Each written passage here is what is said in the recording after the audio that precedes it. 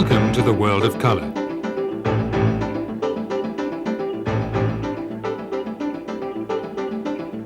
In this course, we'll try to provide you with more in-depth knowledge of one of the most important aspects of our profession, colour. In this first part, as a general introduction, let's define what colour is. Later on, we'll handle specific colour properties, different light sources, the human eye, colour measurement, and so on.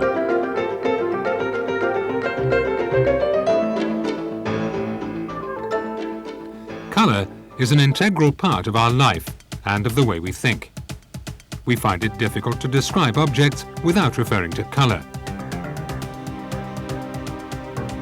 Have you ever given it a thought how much colour is part of our written and spoken language? Even our emotions are often influenced by and referred to by colours. But colour is an individual interpretation, and not all individuals perceive colour in the same way. In other words, one person's idea of sky blue may not agree with another person's idea of sky blue. Moreover, people do not even describe the same colour in the same way. When someone looks at this panel, he might describe it as light green. Someone else might call it leaf green. That's why it's essential to be able to define colour in an unambiguous way. We must think of colour in absolute rather than in descriptive terms. To accomplish this, we must know what properties constitute a colour.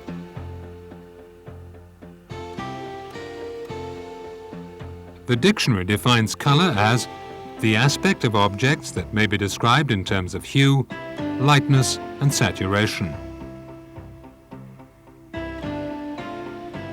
Through this definition, we learn that to understand colour, we must first understand three separate properties which make up colour: hue, lightness, and saturation.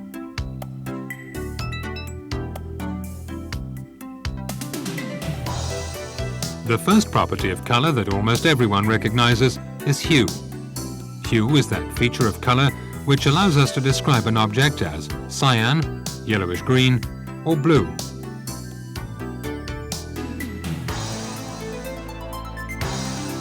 The basic hues are red, yellow, green, and blue. Intermediate hues are formed by combining the nearest basic hue neighbours.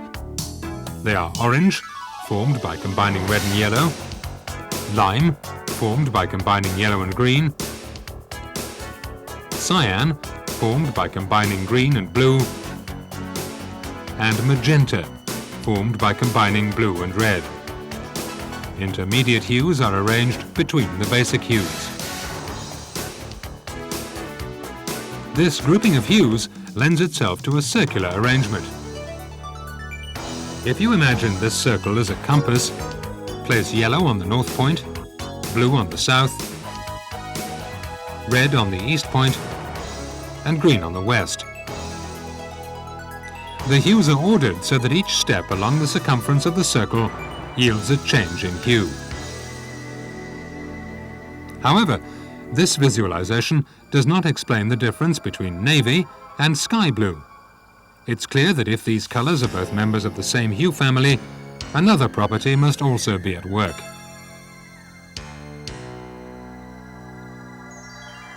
The second most recognizable attribute of color is lightness. Lightness is a measurement of how dark or light a color appears.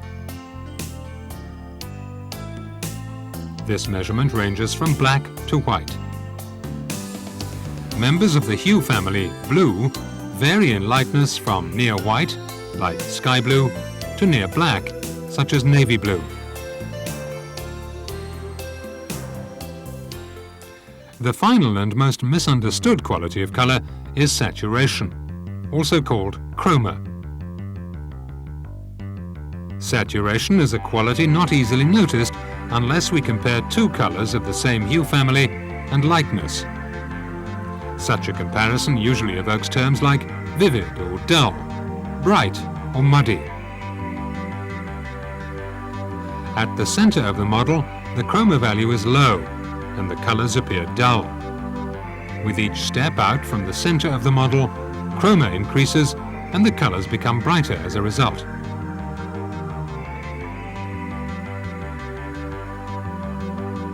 To best visualize this, we'll look at two different blues.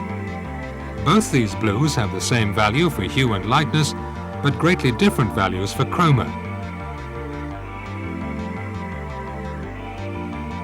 The first example has a low chroma and appears dull, almost grayish. The second example is a much more vivid blue because it has a high chroma value. By observing the change in chroma, we complete our color model.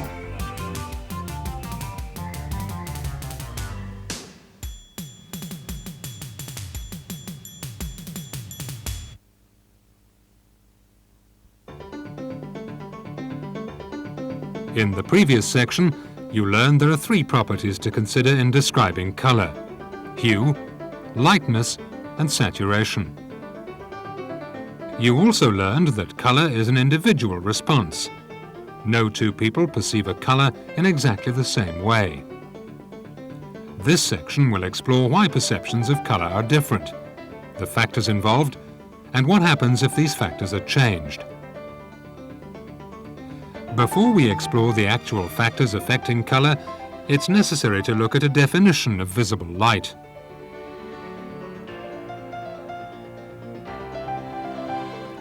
Light is a form of electromagnetic energy, like heat, radiation, radio signals. Every form of energy has its own wavelength. Depending on this wavelength, the energy is experienced as radio waves, heat, light, or radiation. The measures of the wavelengths along this graph are in nanometer. A nanometer is equal to 1/1000th of a meter. This range, from 400 to 700 nanometer, is the range of colored light discernible by the human eye. Each wavelength corresponds to a color. Yellow has a wavelength of about 570 nanometer, while a wavelength of 650 nanometer is perceived as red. The visible spectrum ranges from violet over blue, green, yellow, orange to red, with of course all intermediate colors like yellowish orange or greenish blue. All these colors added together form white light.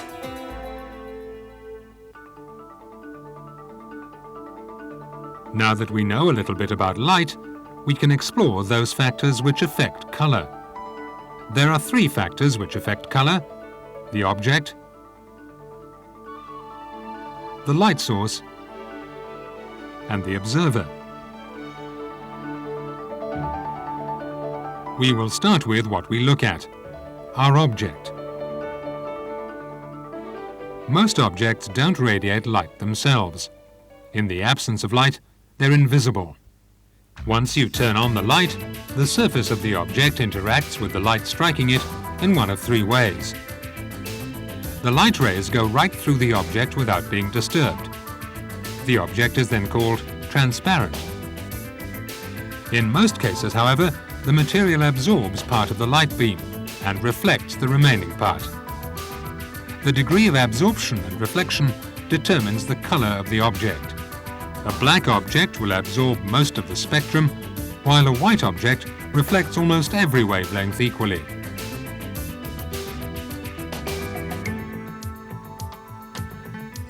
An object appears red because only the red part of the spectrum is reflected. All other wavelengths are absorbed by small particles in the surface called pigments. The light waves which are reflected, transmitted, or absorbed by the object can be characterized wavelength by wavelength with a diagram called a spectral curve. Here is the spectral curve representing our object.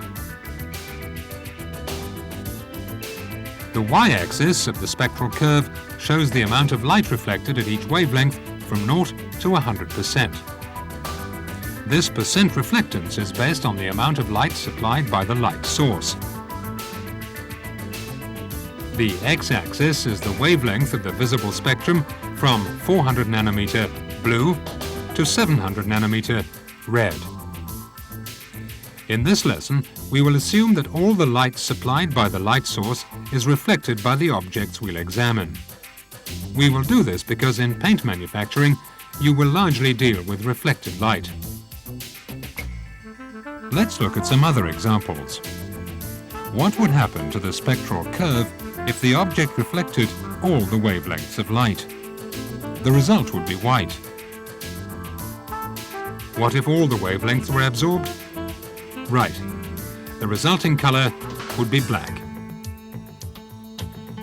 Finally, what if the reflectance were even across the wavelengths, but in the middle?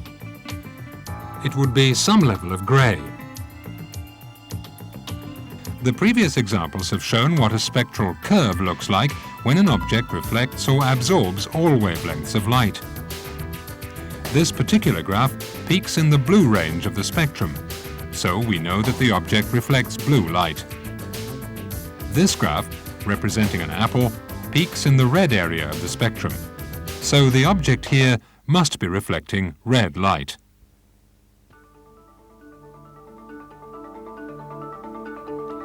The second factor affecting color is the light source. Colors can look different under different lighting conditions. For example, if you parked a red sports car in a parking lot illuminated by sodium vapor lights, you might see that your car no longer looks red, but now appears to be orange. An object can only reflect back the type of wavelength it receives from the light source, except for a very few special cases which we'll discuss later.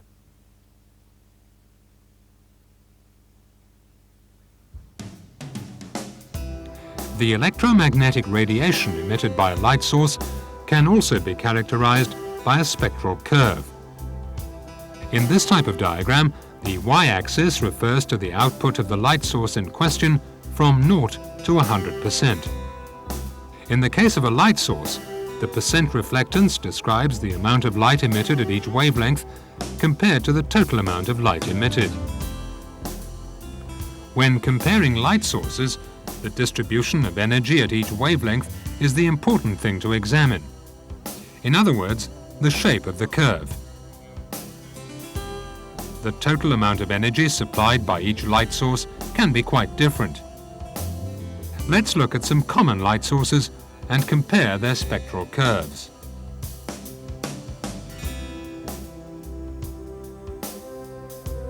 This first curve represents daylight.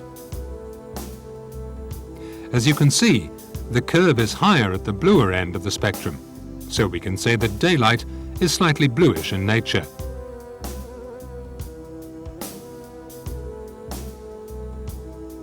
Compare daylight to an incandescent light. As you can see, the wavelengths produced by incandescent light peak more towards the red end of the spectrum. This makes sense, since the visible light is created by heating a filament. However, most of the energy is emitted in the infrared or heat portion of the electromagnetic spectrum.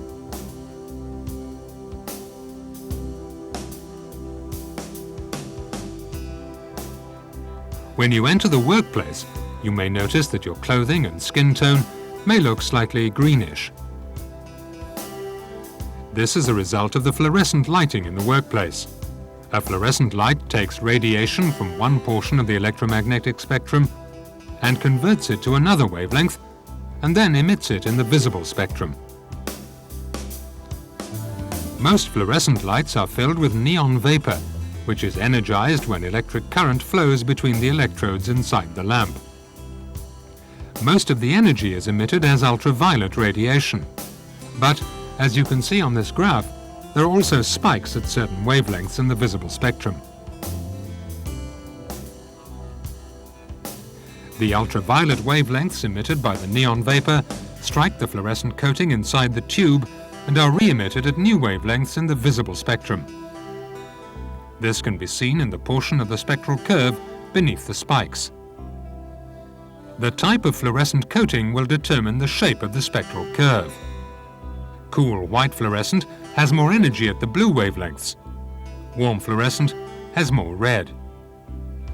Even if the manufacturers use the same name to describe their fluorescent light, they may not use the same coating inside the light tube, making the shape of their spectral curve slightly different. When viewing objects in fluorescent light, it's important to define the type of light and the manufacturer. Another common light source is the sodium vapor lamp used in our car example. Sodium vapor lamps are often used in parking lots and factories because of their low operating costs. Objects viewed in this light look orange. Notice that the spectral curve representing a sodium vapor lamp has two very narrow peaks in the yellow-orange portion of the spectrum. Everything looks orange because only orange wavelengths are being supplied by the light source.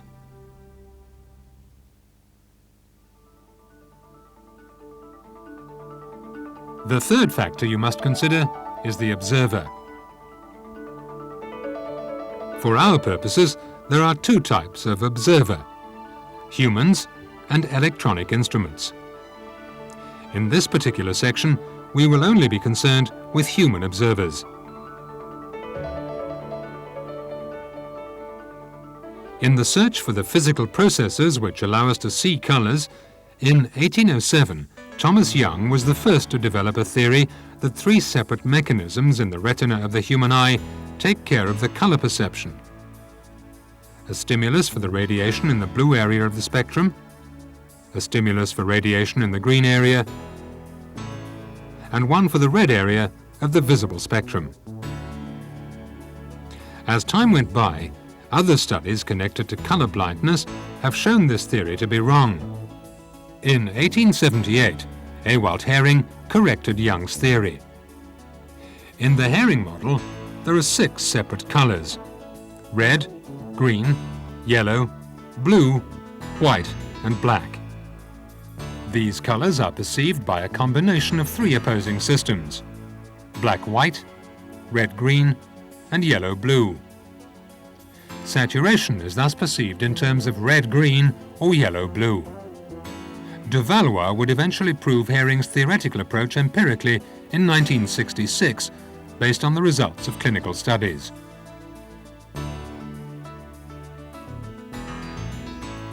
The nerves inside the eye collect the light reflected from the object. The nerves are located in the photosensitive part of the eye, called the retina. There are 2 types of nerve, which make up the retina: rods and cones. The rods respond to subtle changes in light, such as night or twilight vision. The information sent to the brain deals with monochromes. Rods are arranged in bunches, which are then connected via nerves to the brain. This arrangement allows for high light sensitivity without fine detail. This is why in low light levels, such as twilight, all objects appear to be grey. Cones are sensitive to chromatic colours, but do not have the light sensitivity of the rods. The cones give the eye its ability to differentiate blue-yellow and red-green. The brain converts these signals, detected by the eyes, into the colour perceived. As a person gets older, the eye lens yellows and becomes less transparent. The result is as if the person was wearing yellow sunglasses. In other words, the weighting functions have been changed. The net result is often a division by age when deciding if colours match or not. Someone with normal colour perception sees the visible spectrum as a continuous range of colours, from dull red to bright red, orange, yellow, yellowish-green, blue to dull magenta. The brightest part of the spectrum is situated between 540 and 570 nanometer, yellowish-green. From there on, the brightness gradually decreases at both sides of the spectrum. The varying sensation of brightness coincides with the luminosity function of the human eye, which peaks on average at 555 nanometer. Because the normal human eye is trichromatic in its perception, it can discern between bright and dull, yellow and blue, red and green. A normal observer will therefore see the difference between yellowish-green and bluish-green, greenish-blue and reddish-blue. This kind of observer is called trichromatic. However, the human eye can show defects in its discerning ability. So-called dichromatic observers can only differentiate two of the three stimuli: the achromatic bright-dull and the chromatic yellow-blue or red-green. In case of red-green blindness, an observer will see the visible spectrum only as two colors: blue in the range of shorter wavelengths and yellow in the range of less energetic radiation. These two areas are separated by a zone around 495 nanometer, which appears as a neutral color, somewhat like average daylight. Yellow-blue blindness manifests itself as an abnormal perception of the color spectrum, whereby one end is sensed as red, the other as green, with one or more neutral zones. Monochromatism is the inability to discern any color whatsoever, and is caused by a defect of the cones in the human eye. This defect results in bad eyesight and daylight dazzle. Even people with normal color perception do not see color in the same way, although all human eyes function in the same way. People have different hair color, different noses, and different shapes. Similarly, their eyes also have slightly different responses to the different wavelengths of the visible spectrum. These individual differences in color response led to a need for a standardized observer. This was done in the 1930s and redone in the 1960s by CIE, the International Commission on Illumination. They recommended the use of a standard observer which would represent average normal color vision. Color is a combination of the reflectance of the object, the light source, and the observer. When we see everything involved, it's obvious that if any factor were to change, then the resulting color would also change. With our knowledge of the factors affecting color and how combining these factors affects the color we see, one can look specifically at how each factor affects the others. Let's go back to our object. Look at its spectral curve. As you recall, our first object was blue. If we were to replace this object with this, the color would change from blue to red. When the observer and the light source remain the same, the wavelengths reflected from the object determine the color. To understand what a change in light source would do to color, let's review the spectral curves of 4 light sources. From these, we can see that light sources can provide very different amounts of energy at different wavelengths. If the object and the observer remain the same, but the light source changes, it's logical that the color will change because of the different wavelengths being supplied.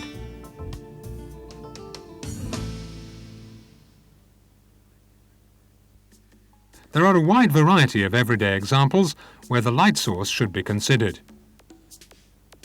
Women must take into account lighting conditions when applying makeup. Your local food market uses pink lights to make the food look fresher.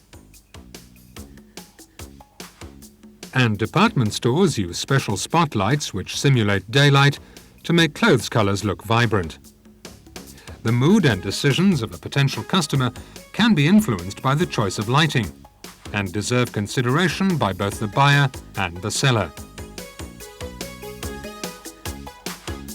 Occasionally, special cases arise in viewing color matches. The phenomenon is called metamerism. Metamerism is usually described as a condition in which two objects appear to be the same color viewed under one light source, but the two objects viewed under a different light source do not match. For example, you may wear a pair of pants into a store in order to buy a sweater to match. What you bought in the store using fluorescent lights matches, but in the daylight, the colors do not match. Another situation where metamerism is often evident is the parking lot of a movie theatre.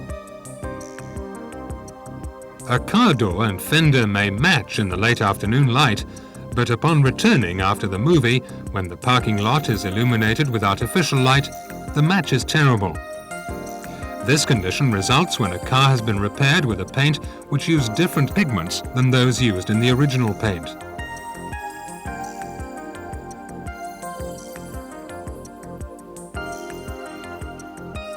Here is the spectral curve for our car. This curve represents the original object reflectance for the body of the car, while this curve represents the reflectance of the repainted door. Let's look at what happens to the colors when the light source changes. As we look at the two curves under daylight, we see they're the same color.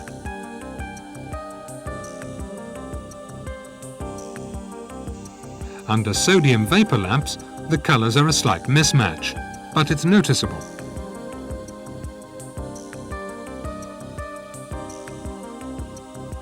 When we look at the colors under incandescent light, the color difference is larger.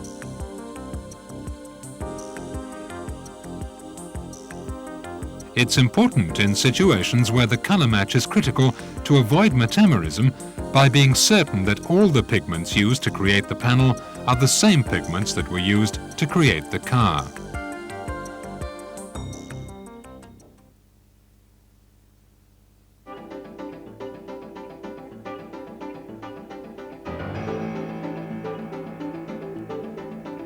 In previous modules, you learned that color can be broken into three properties: hue, lightness, and saturation.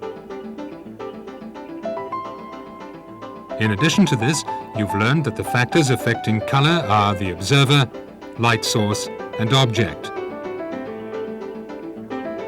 Now that you know about color in a qualitative sense, let's look at color in a quantifiable or absolute sense that can consistently measure color according to specific formulae. DuPont has two systems commonly used to measure color: the LAB and the LCH systems.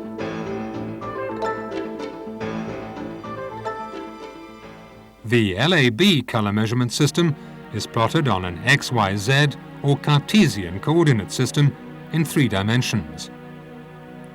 Because visualization in 3 dimensions is often difficult, the easiest thing to do is convert the 3-dimensional axis into a 2-dimensional picture with a head-on view of the AB plane and the center axis off on the side.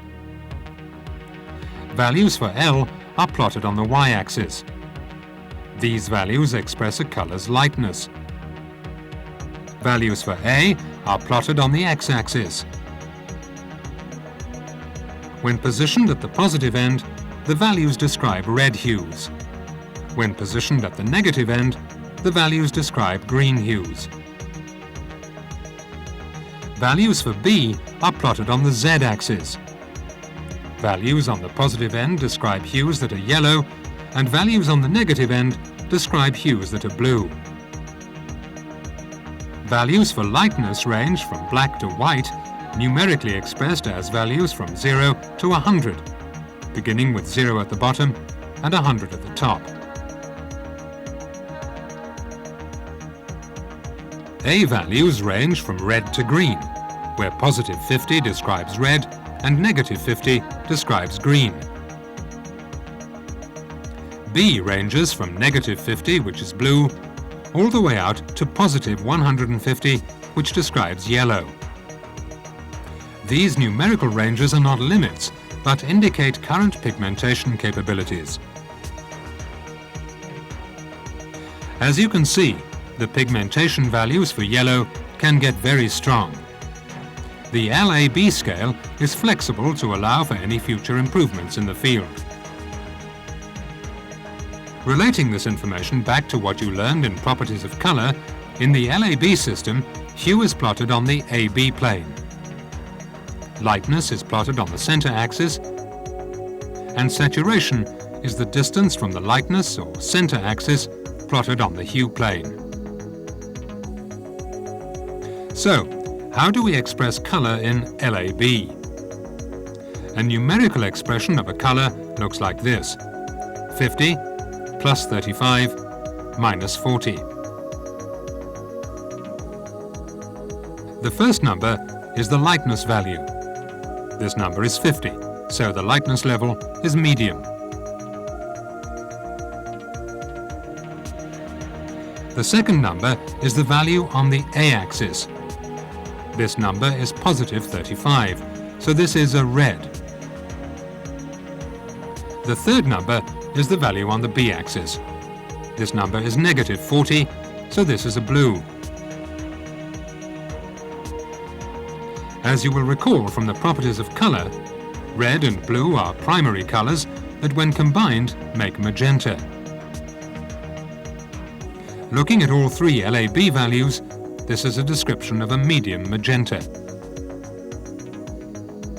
So far we have hue and lightness, but where is saturation? Remember that saturation is the distance from the centre axis out towards the AB limits. In LAB, the second and third values are not only for hue, but for saturation as well. The sign of the second and third values indicate hue, and the number indicates the distance from the centre. Keeping in mind that the end values on the A-axis are plus or minus 50, with values of positive 35 and negative 40, this colour is fairly saturated. To be more descriptive, let's call this colour a medium saturated magenta.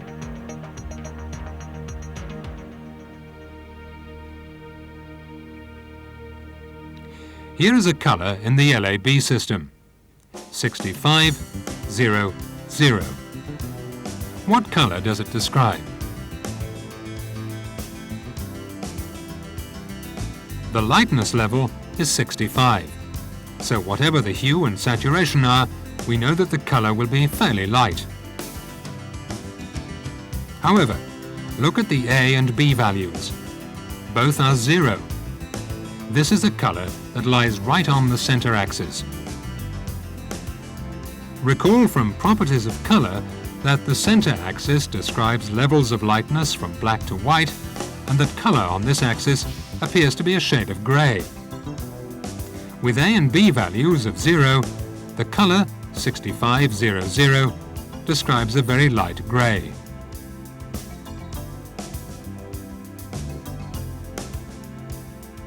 To fully understand how the LAB system works, you must have an understanding of the equations used in describing it. Once you understand these equations, you'll understand how values for LAB are derived.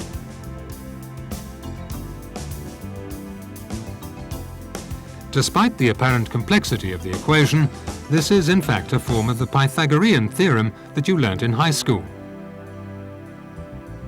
where, remembering that C is for chroma, the value for chroma is the hypotenuse of the right triangle. Using this formula, we see how the value for chroma is derived. This is the same formula used to describe saturation in the LAB system. Let's do a few examples so that you can see how this equation applies to a real-life example. A colour in the LAB system with an unknown saturation has an A value of 25 and a B value of 40. By substituting the A and B values into the formula, we can calculate saturation.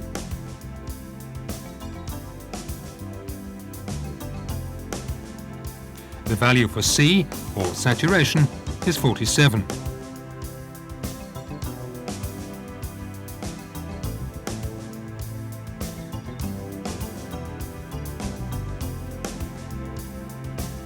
For this colour, the A value is 30 and the B value is 15.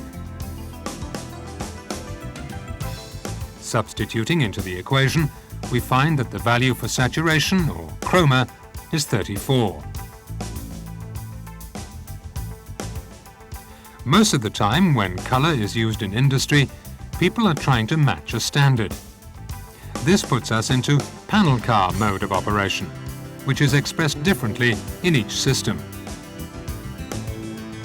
When one is comparing two colors, one color is chosen to be the standard and the other color is compared to it. Delta describes their relative position, or how the panel is different from the car. Delta is the Greek letter used in mathematics to represent a change or difference in values. When we see delta L, we understand it to mean the difference between the lightness of the panel and the lightness of the car. Differences between panel and car are expressed numerically by subtracting the car from the panel. For delta L, delta A, delta B, delta L is the difference in lightness levels, delta A is the difference along the red-green axis, and delta B is the difference along the yellow-blue axis. When making comparisons with the delta L, delta A, delta B system, determine if the panel color is lighter or darker, redder or greener, or bluer or yellower than the car.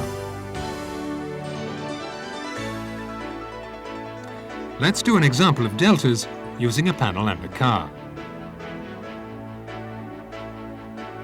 If we have two colors with the following values, C the car and P the panel, what can we say about the panel compared to the car?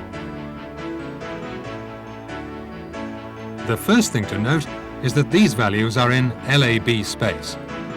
This means that we're looking for delta L, delta A, and delta B.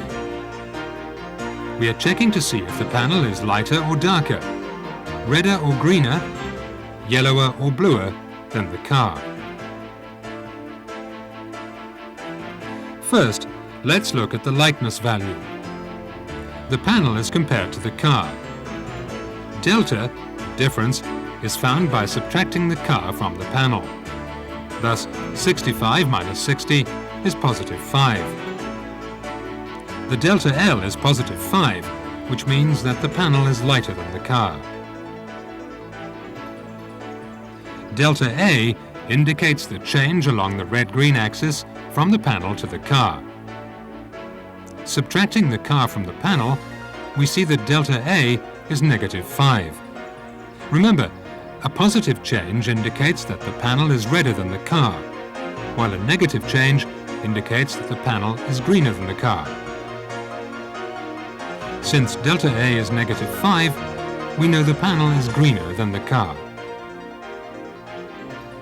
All that remains is delta B, the difference along the yellow-blue axis. Subtracting the car from the panel, we get positive 5. With delta B, a positive change indicates that the panel is yellower than the car, while a negative change indicates that the panel is bluer than the car. This delta B indicates that the panel is yellower than the car.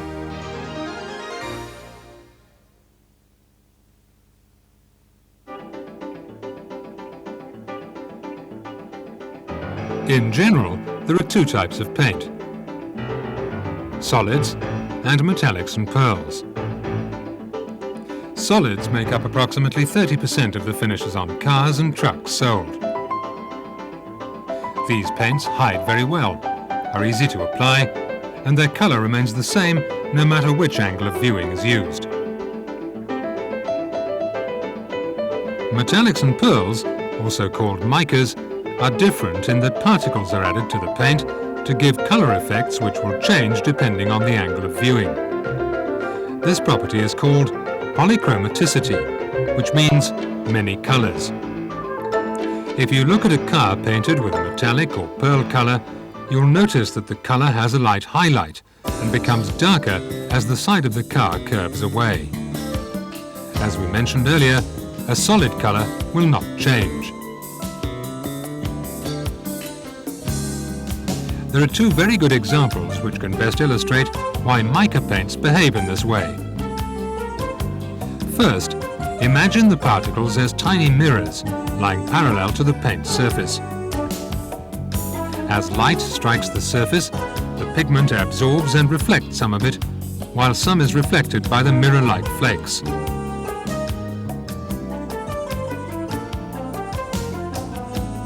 Depending on the angle of illumination, the reflection from the flakes contributes to the majority of the light viewed. As the surface tips away from the viewer, the light from the flakes reflects into space. As a result, the paint looks darker because the contribution from other pigments becomes greater.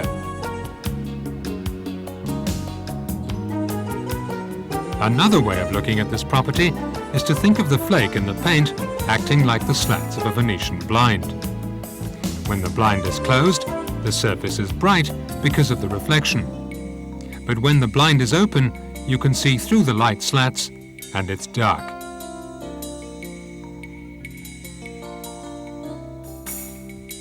If we were to describe the behavior of the two paint types on a graph, it would look like this. The L value of the paint is listed on the y-axis, while the angle of viewing is represented by the x-axis. Since solid color's reflectance does not change with the angle of viewing, they're represented by a straight line and are easy to describe in terms of their visual behavior.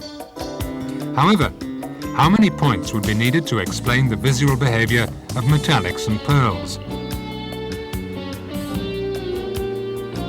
Using only 1 point would give us very little information, while using only 2 points would lead the viewer to believe that its behavior can be represented as linear. A minimum of 3 points is needed in order to describe the curve.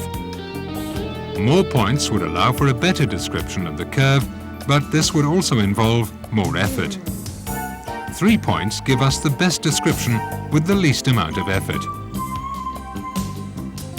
During the early 80s, DuPont color experts experimentally determined that 3 points at carefully selected angles are the optimum way to describe metallics and pearls. These 3 points are near specular, head-on, and side-on. These are the angles used by DuPont in viewing panels. This representation helps illustrate the reasons the angles are named in this way. When viewing a panel, the light source should be at a 45-degree angle to the normal angle. This is a line perpendicular to the surface of the panel. The specular angle is 45 degrees on the opposite side of the normal angle. At this angle, you should be able to see the reflection of your light source on the panel. All other angles are described relative to the specular angle. The near specular angle, sometimes referred to as near spec, is 15 degrees from the specular angle. Head-on is located 45 degrees from the specular angle, and side-on is 110 degrees from the specular angle. It is not important for you to remember these specific numbers, but you must be able to position your light source correctly in order to hold the panels correctly. These numbers will allow you to approximate the relative position of your panels and the light source. In order to give an accurate visual assessment, it's important to view the panels at the same angles used by the measuring instrument. There are 4 steps in viewing a panel correctly.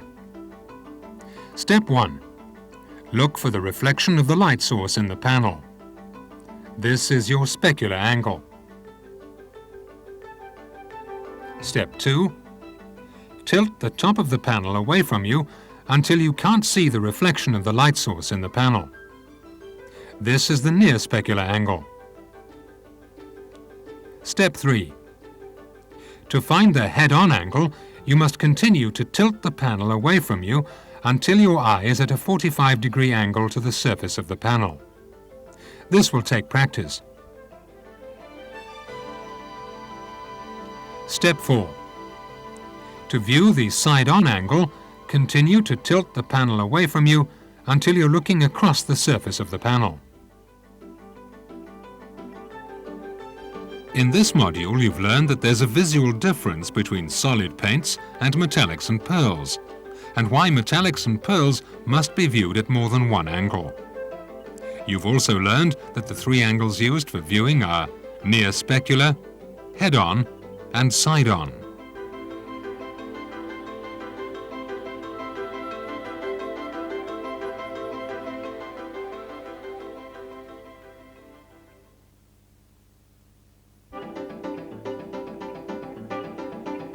Solid colors do not contain special pigments such as metallics or pearls. These colors contain almost exclusively hiding pigments. The corresponding Centauri tintings can be represented in the AB plane of the LAB color system. Black, AM6, and white, AM1, are situated at the extremes of the L-axis. The lightness of all solid colors is determined by the ratio of black and white. When a solid color is developed, the colorist determines the basic hue.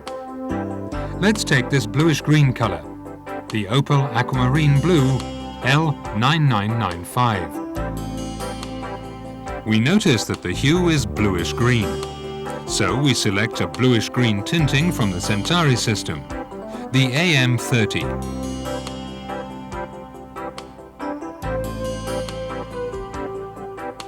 Next, we adjust the lightness using AM1, white.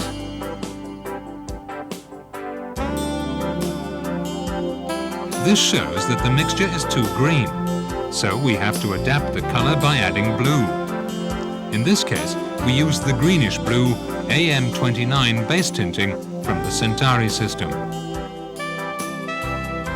Theoretically, the dominance of green could have been adjusted by adding a red tinting, such as AM61 or AM20. However, this approach is usually avoided, as this would mean that we add complementary colors. This would result in a desaturated mixture with a dull grey aspect. Desaturation is therefore always done using black, which has the advantage of increasing the hiding properties at the same time. From everyday practice, we know that panels might slightly differ, and therefore it's recommended to spray intermediate mixture onto a test panel and use the fan deck color chips.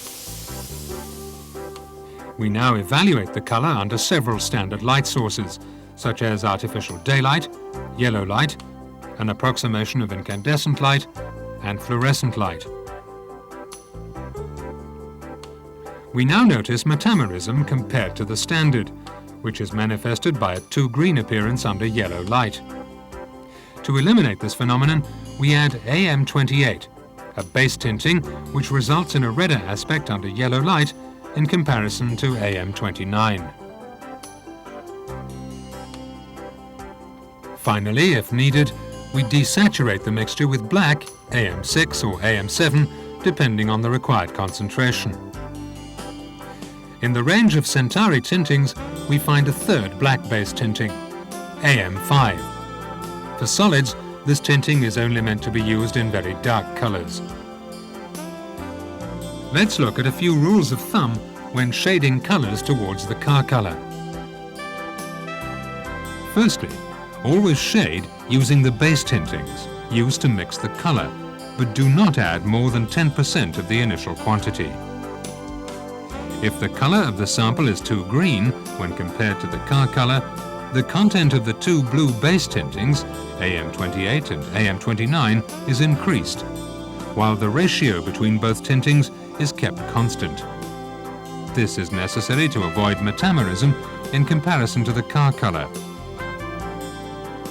If the sample shows metamerism when compared to the car color and is too green under daylight, only one of the blue base tintings is added, depending on the perception of the metamerism under different light sources, for example, daylight and the fluorescent light of the workshop. If the color is perceived as too green under yellow light, AM28 should be added.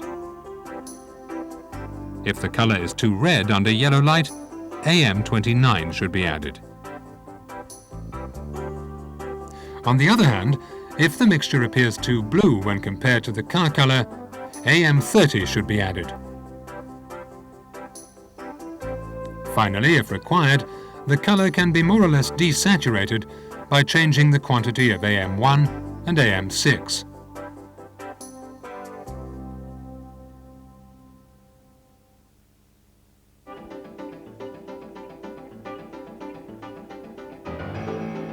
The development and shading of metallic and pearl colors requires a clear insight in the behavior of aluminium and mica particles in the paint layer. Aluminium particles act like tiny mirrors, reflecting the incident light under a certain angle. This results in a varying brightness of the color, depending on the angle of observation. That's why we always observe the color at three very specific angles, called near specular, head-on, and side-on. The pearl effect, on the other hand, is obtained by tiny mica particles coated with an inorganic pigment, usually titanium dioxide and/or iron oxide. A property of mica is that it partially reflects and partially transmits the light. This kind of material is called translucent. The thickness of the mica layer and the nature of the coating material determine the color of the possible interference effect. As the thickness of, for example, the titanium dioxide increases, the color of the mica will vary from white, yellowish gold, copper, violet to blue, turquoise and green. For highly specific thicknesses, interference may occur, whereby a wavelength in the visible light is transmitted while the complementary color is reflected. Interference light can be observed at the near specular angle. Mica colors are generally more difficult to develop or to shade than metallics. A metal part in the paint will reflect the incident light entirely, while a mica will partly reflect and partly transmit the light. This translucent behavior of mica, of course, adversely affects the hiding properties of the color. Both aluminium and mica particles behave like pigments. The selection of aluminium and/or pearl is defined by the particle size, from AM14, coarse, to AM10, fine, the lightness and the flop or brightness level, such as AM17.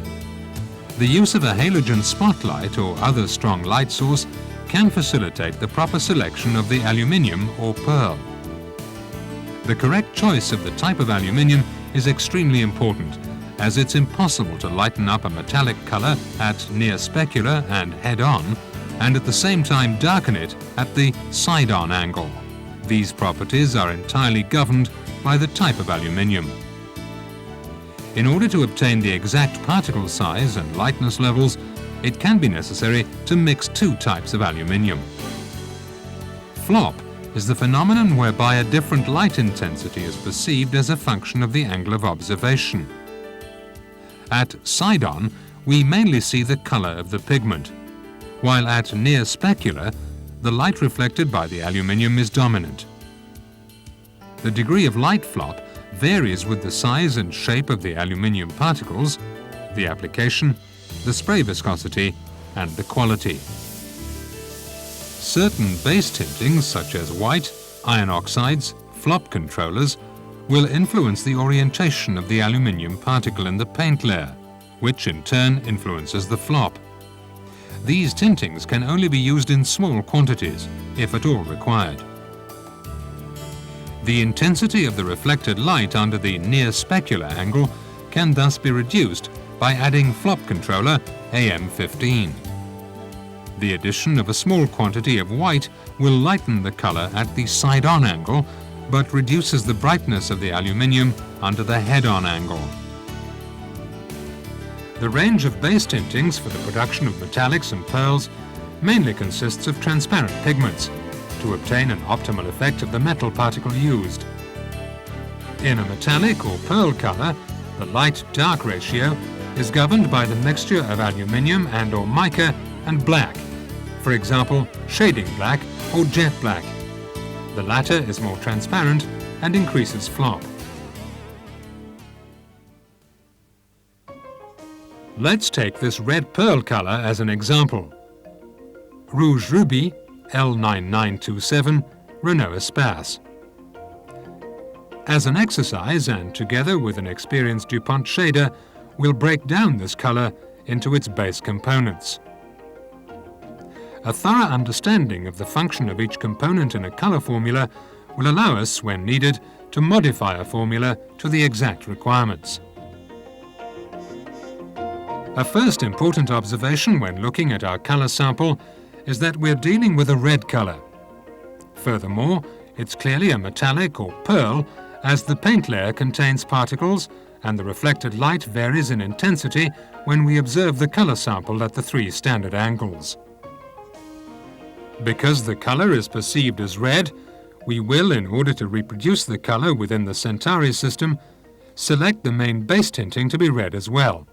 For example, Centauri AM64 or 66. The choice between these 2 base tintings is mainly based on the avoidance of metamerism in comparison to the standard. The AM64 Centauri tinting will appear less red under yellow light than AM66. Our colorist will therefore, by careful comparison with the standard, under different angles and several light sources, decide to use AM64 in this case.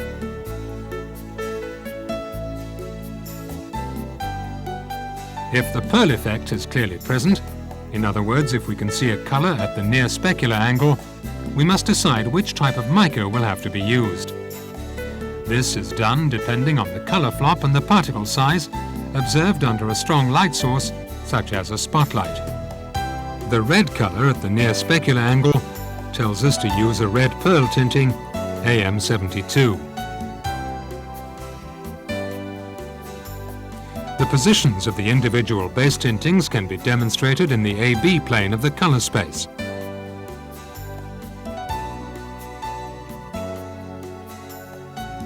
Let's return to the color lab. Under the standard light sources, we notice that this temporary formulation is too colorful when compared to the standard. We therefore desaturate the color by adding black. We choose AM5 because of its superior transparency. To correct the flop, we add AM15 multigrade aluminium. The particle content of the eventual mixture is modified by adding a small amount of AM12. So far, we have found that our red pearl color can be composed of certain quantities of AM64, AM72, AM15, AM5, and AM12.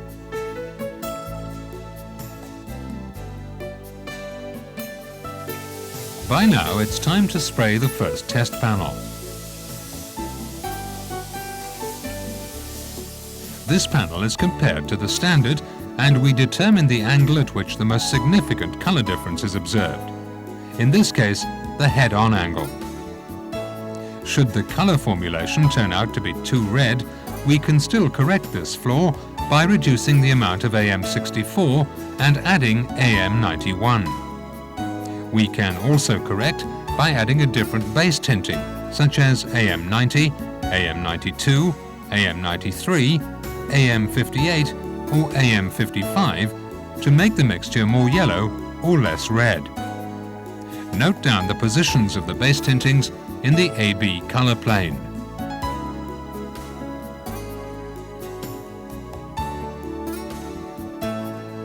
If the resulting mixture is not sufficiently blue, AM20 or AM21 can be added. Again, we position these base tintings in the AB color plane.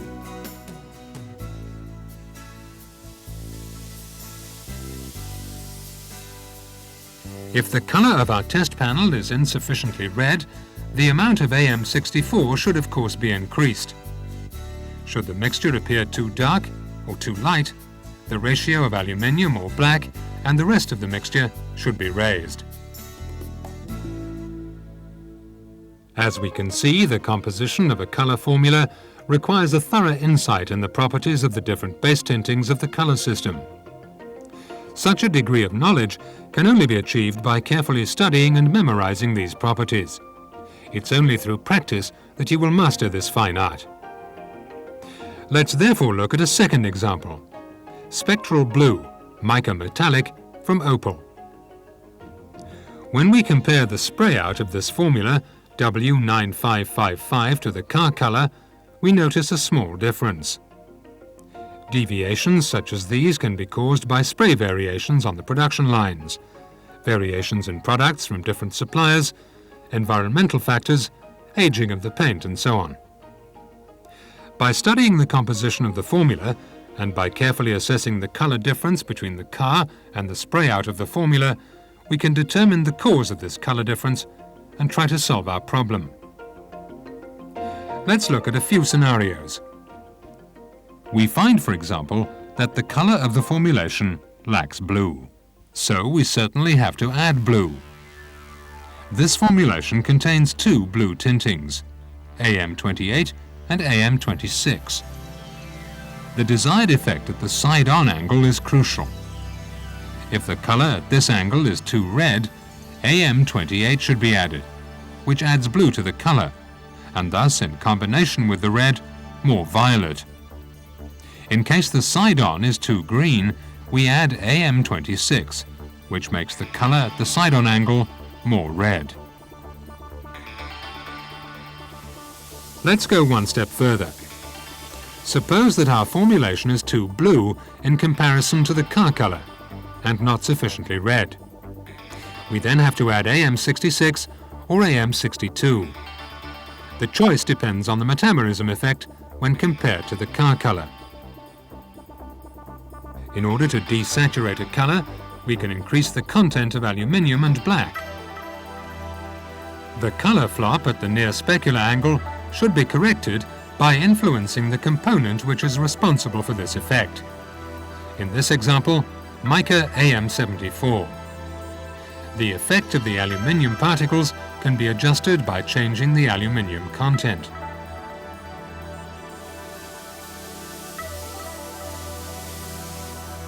Finally, the light-dark flop can be influenced by the AM15 content, or by a non-transparent pigment, for instance AM1, AM81, AM84.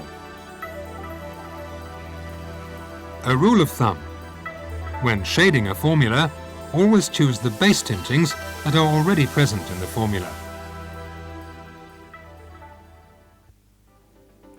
The formulas that are developed in the DuPont Color Labs are designed with great care, accuracy, and experience. They show an optimal color positioning towards the available color standards.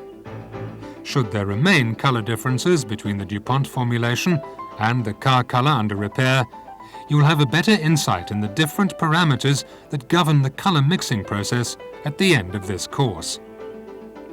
We also encourage you to go through the color guide and other documents on color that are made available to you by DuPont.